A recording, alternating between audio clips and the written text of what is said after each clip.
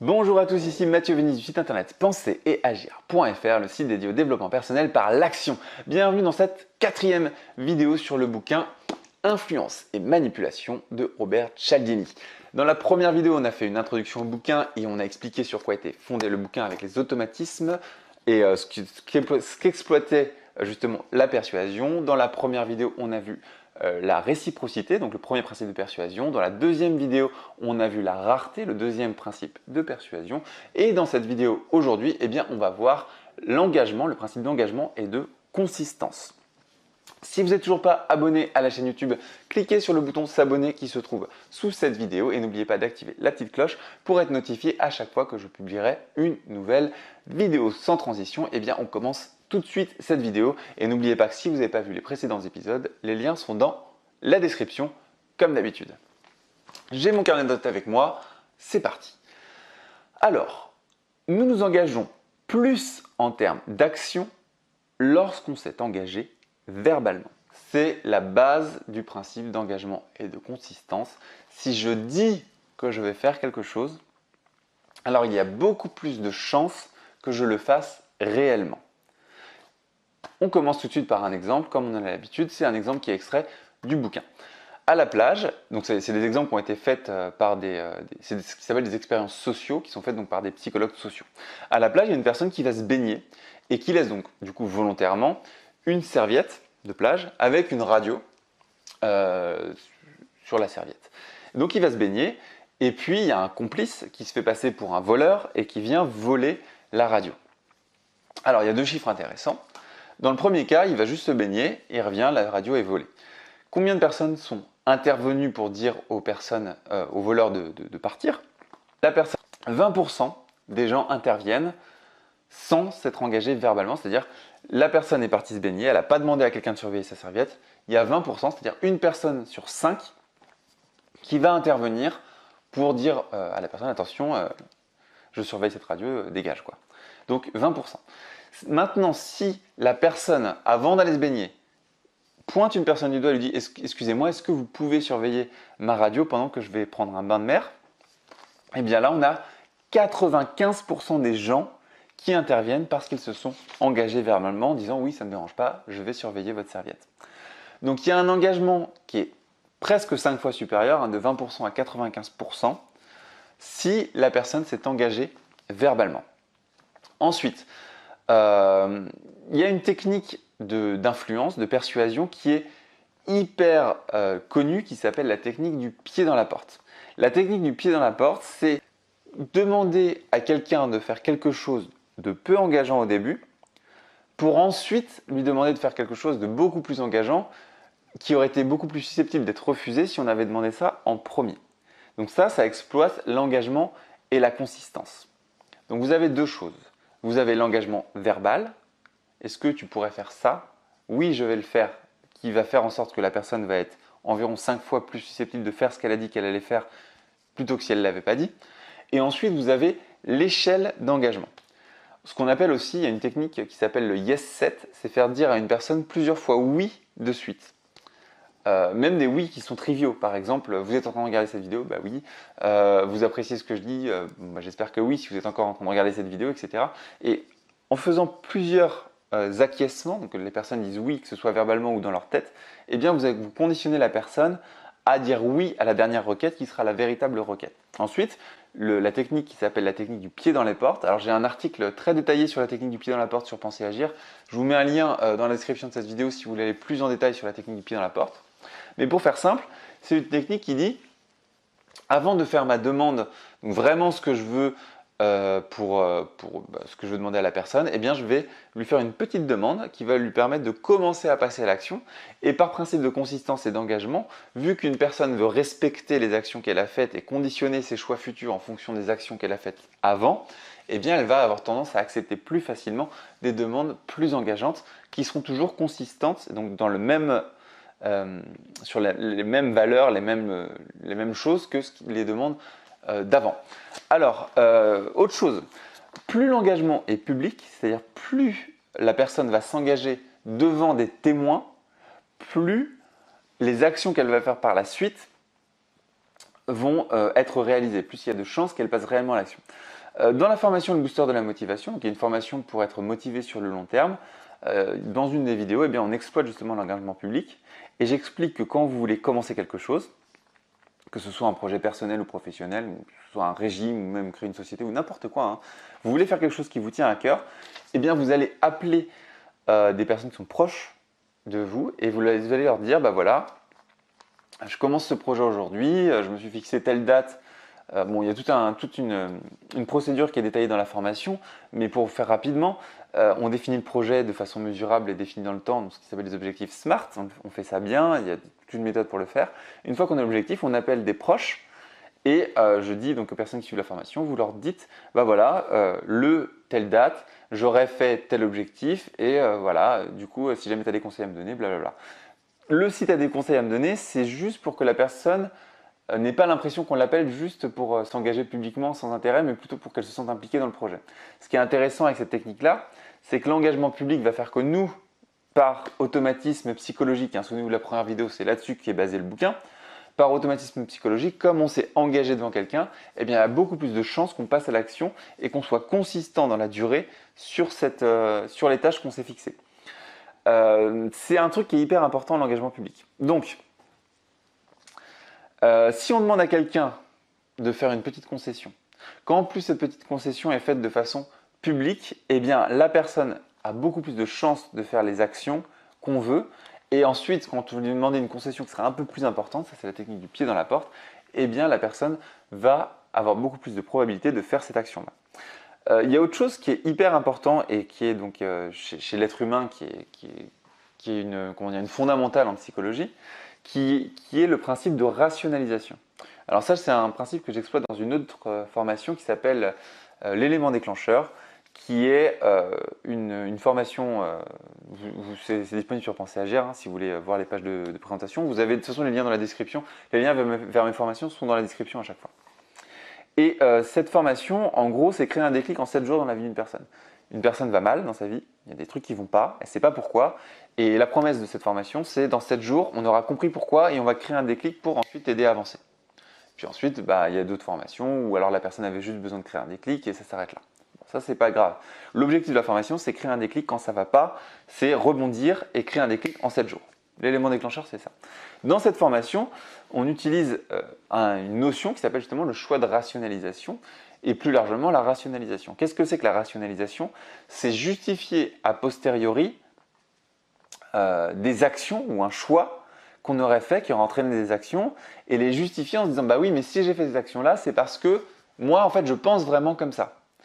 Et ce principe de rationalisation, il est extrêmement mauvais. Et on apprend dans la formation à faire la différence entre les choix qu'on a fait de façon rationnelle, c'est-à-dire par rapport à nous-mêmes, et les choix de rationalisation qu'on a fait par rapport à des manipulations extérieures, que ce soit la pression sociale, les publicités, l'influence de la famille, l'influence de ce qui s'appelle le fil de perception et des croyances internes, etc. Tout ça, c'est détaillé dans la formation. Mais le truc, c'est comprendre que lorsqu'on fait un mauvais choix au début, même si ce petit choix est minime, si le choix est mauvais et qu'il a été fait parce qu'il y a des facteurs d'influence extérieure qui nous ont influencés, ça devient un choix de rationalisation et par le mécanisme de rationalisation, on va changer l'image qu'on a de soi. C'est-à-dire ce que Stephen R. Covey appelle le personnage. Dans son bouquin « Les 7 habitudes de ceux qui réussissent tout ce qu'ils entreprennent », Stephen R. Covey, au début du bouquin, parle du personnage qu'on se crée. Le personnage qu'on se crée, c'est la représentation qu'on a de soi-même. Vous êtes une personne et vous avez votre représentation mentale de qui vous êtes. C'est comme ça que vous construisez votre personnalité. Et Stephen R. Covey, c'est très intéressant. Je vous mets le lien aussi vers la vidéo parce que j'ai fait une vidéo sur cet aspect du bouquin, sur le personnage justement. Je vous mets le lien dans la description si ça vous intéresse. Mais en 2 mots, encore une fois, c'est le fait de se dire que on a une perception subjective de nous-mêmes. Cette perception subjective, c'est un personnage mental, une représentation mentale qui est un personnage. Et si on veut croître vers quelque chose qu'on a envie d'être, on peut jouer un peu un jeu d'acteur et utiliser le principe de rationalisation de façon bénéfique. C'est-à-dire plutôt que de faire des mauvais choix et de s'engager de façon consistante dans de mauvaises habitudes, c'est-à-dire commencer à se dire, je vais vous donner un exemple, vous commencez à aller au McDo par exemple, vous faites une fois, vous y allez comme ça. Vous dites bon, c'est pas grave. Et d'ailleurs, c'est pas grave, hein, si vous allez vous manger McDo une fois par mois, une fois tous les 2 mois, c'est pas grave. Enfin, je veux dire, si vous aimez ça, moi j'adore McDonald's, j'y vais une fois tous les mois, une fois tous les 2 mois, de temps en temps, j'aime bien. Bon. Bon, la dernière fois que j'étais allé, c'était il y a 4 mois quand même, donc ça fait un peu longtemps que j'étais pas allé, mais j'y suis allé il y a 2 mois là. Enfin, j'avais mis 4 mois, bon, on s'en fout. Vous y allez. Mais ensuite, c'est là où le choix de rationalisation, il faut faire hyper attention et déconnecter dès que ça arrive. Vous allez dire, bon, bah, si j'y vais de temps en temps, ça va. Et finalement, une fois par mois, je pourrais y aller une fois toutes les 2 semaines. Ouais, ça va. Et la plupart des gens autour de moi, ils vont une fois par semaine. Donc, je peux y aller une fois par semaine. C'est là où vous commencez à être influencé par l'extérieur et vous commencez à rationaliser. C'est-à-dire le petit truc que vous avez fait au début, vous avez commencé à justifier en disant, bah oui, mais tout le monde le fait. Ou ah oui, mais en ce moment il y a une promotion à la télé, donc ça vaut le coup d'y aller. Ou alors oui, mais bon, c'est bon, ça fait pas grossir tant que ça si je prends, je sais pas moi, la salade à la place des frites. Là, vous commencez à rationaliser. Le comportement je veux au McDonald's est en train d'être rationalisé et votre personnage, la vision subjective que vous avez de votre représentation mentale est en train de se rationaliser vers une image mentale qui va respecter les choix que vous avez faits. C'est la même chose avec la procrastination. Le je le ferai demain, je le ferai demain, je le ferai demain, je le ferai demain. Eh bien, vous commencez à justifier ce comportement et votre représentation mentale devient une personne qui fait les choses le lendemain, le lendemain, le lendemain, le lendemain. Ça devient une normalité alors que ce n'est pas normal. Donc, c'est hyper important de comprendre ce mécanisme de persuasion et comment est-ce que nous, on s'auto-sabote. Parce que dès qu'on s'engage à faire quelque chose, même si c'est un tout petit truc au début qui n'a aucune importance, eh bien par le principe de consistance et d'engagement, on va rationaliser ses actions a posteriori et changer son image mentale pour devenir une personne qu'on n'a pas envie d'être. Donc, vous avez deux façons de voir ça. Enfin, deux axes d'application pour voir ça. Premier axe, c'est de se dire, ok, ce principe existe, de toute façon c'est un fait. Donc, je m'autorise des écarts, je m'autorise des trucs, j'ai envie de manger une glace, je mange une glace, j'ai envie d'aller au McDo, je vais au McDo. Par contre, je sais qu'à partir du moment où j'ai fait ça, dans les jours qui vont suivre, le principe de rationalisation va faire que je vais commencer à me dire que finalement c'est normal, qu'il y a d'autres gens qui font ça, que là il y a une promo, il faut y aller, que je vais y retourner, que c'était bien, que c'est blablabla, et que cette petite exception que j'ai faite, mais peut-être que j'ai tendance à regretter, ou en tout cas je sais que c'est pas bien, je vais avoir tendance à la justifier et je vais avoir tendance à changer mon personnage, ma représentation mentale de moi-même pour coller à ces actions-là, et ça c'est mauvais. Donc, à chaque fois que vous faites un excès, là on parle d'alimentation et de régime parce que ça parle à tout le monde, ça peut être pour le sport aussi. À un moment, vous allez dire, oh, j'y vais pas aujourd'hui, je me sens fatigué, ou j'ai pas envie tout simplement. C'est bon, ok, on peut rater une séance de sport de temps en temps, mais après, on va se dire, bon, bah, finalement, ça m'a pas tué, et on va rationaliser parce qu'au fond de soi, on regrette. C'est là où c'est important. Donc, premier axe d'application, quand vous commencez à rationaliser, c'est-à-dire le lendemain, le surlendemain, les jours qui suivent, un McDo, le fait de ne pas avoir fait quelque chose qu'il fallait, le fait d'avoir procrastiné, le fait de ne pas être allé au sport, etc. Commencez à vous dire, attention, le fait que je me dise que c'est normal, c'est de la rationalisation et il ne faut pas faire ça. Et là, vous coupez, vous cassez le cercle vicieux et vous repartez dans un cercle vertueux en vous disant j'y retourne et je fais ça. Et vous allez voir que le fait de repasser à l'action, eh bien vous allez rationaliser dans le bon sens le lendemain du coup et vous dire ah bah oui mais en fait c'était bien de retourner au sport, c'était bien de manger équilibré et en fait c'est nécessaire et en rationalisant vous allez rechanger votre personnage mental et redevenir la meilleure version de vous-même que vous espérez être. Et tout dans la vie est une histoire de balance. À un moment vous allez faire des excès, à un autre moment vous allez faire des choses qui sont bonnes pour vous et à chaque fois, quels que soient les choix que vous faites, vous allez rationaliser, vous allez modifier votre image mentale par rapport aux choix précédents que vous avez faits. Ce qu'il faut, c'est vos actions précédentes que vous avez faites. Les choix entraînent des actions, mais c'est sur les actions que vous rationalisez vos choix. Je ne sais pas si je m'exprime bien, mais en gros, vous faites un choix, ça entraîne des actions, et ensuite vous allez rationaliser les actions pour expliquer votre choix et vous dire, ok, ce choix-là correspond à moi, parce que moi je suis tatata, et en rationalisant ces choix, vous allez modifier votre représentation mentale de vous-même. Ça, c'est donc le premier axe d'application, c'est de savoir ça et du coup de couper le cercle vicieux quand ça arrive. Deuxième axe, c'est à la manière de Stephen R. Covey dans son livre Les 7 habitudes de ceux qui réalisent tout ce qu'ils entreprennent, qui réussissent tout ce qu'ils entreprennent. Vous avez le lien vers cette vidéo si vous voulez la voir. Eh bien, c'est de se dire, si je veux avoir tel comportement, dans ce cas-là, je vais commencer par jouer l'acteur sur de petites actions, comme si je le faisais déjà. Comme disent les Américains, c'est quoi